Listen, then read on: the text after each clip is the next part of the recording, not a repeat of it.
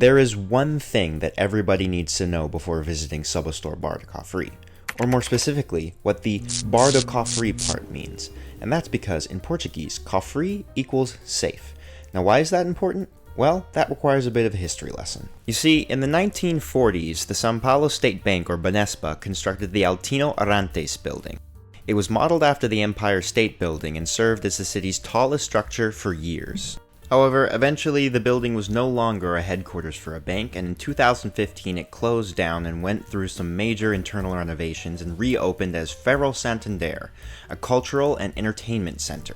And it is here that SubAstor Bar de Cofre enters the picture. Because instead of remodeling the place into something different, they decided to make lemons out of lemonade. They kept the strong marble interiors and corporate staircase. They even kept the bars of the safe entrance. And they were able to keep the origins of what this place had once been alive, while at the same time creating a new, beautiful, innovative, and cool cocktail bar.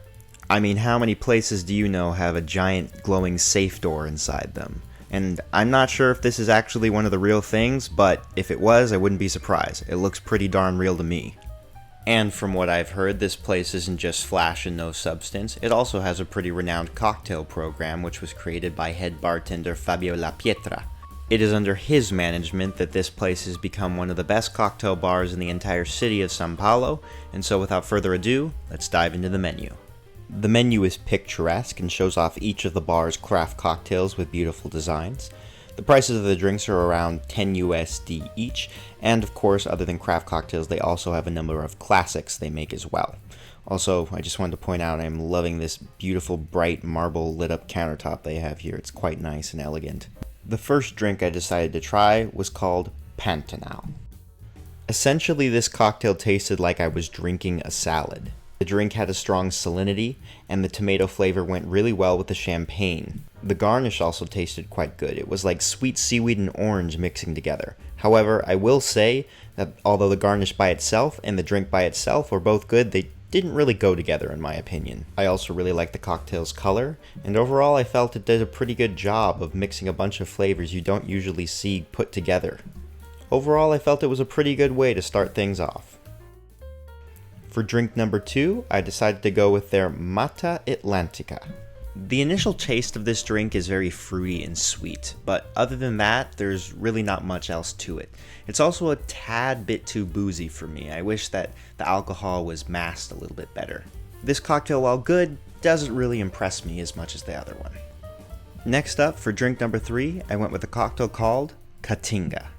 The first thing that really impressed me about this cocktail was the white chocolate ganache on the side of the drink, not only because it's very elegantly presented, but also because it's very tasty. As soon as you smell this drink and take in the sweet smell of berries, chocolate, and a hint of wood, you can already tell this is definitely a dessert drink. It tastes sort of like a sour raspberry drizzle that you'd put on a chocolate souffle. The ganache just adds to that, and it's almost like you're drinking a slice of cheesecake. There is one thing I'd like to mention just before we move on to the final drink of the evening, and that is that the staff here, while they were all tremendous, did not speak very much English. So if you're coming here as a tourist, be prepared to do a little bit of translating before you order your cocktails. Now, without further ado, on to drink 4. This one is called Amazon. The banana leaf garnish on this is very nice, and I really like that it smells sort of like the rainforest and gets you in the mood for the rest of the drink. The taste is very bitter, and there is a strong grape flavor, as well as a flavor of all different kinds of citrus. You get some orange, you get some lime, you get some grapefruit. It's all very bitter and citrusy. The drink is an excellent appetizer cocktail. It's complex, it's refreshing, and once again, it's very cool how this place is able to fit so many different flavor profiles into one cocktail. My visit here was very interesting. This is definitely one of the coolest bar concepts I've ever seen.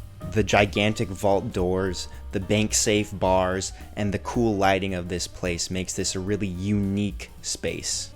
I'd also like to shout out my bartender Larissa, who you see here in this video. She was extremely helpful and very on top of everything she needed to do that night. Excellent service. And while I wouldn't say that the cocktails here were the best I've ever had, they certainly were top tier. I also really enjoyed learning about the history of this bar and how they were able to repurpose this space into something truly distinct. Overall, I would say this place is definitely a must visit for any cocktail bar fans coming to Sao Paulo, and I will certainly be coming back here the next time I'm in the city. That's it for this one. Remember to like and subscribe because I'll be making more videos about where to spend the night out in the future. Until next time, have a great night.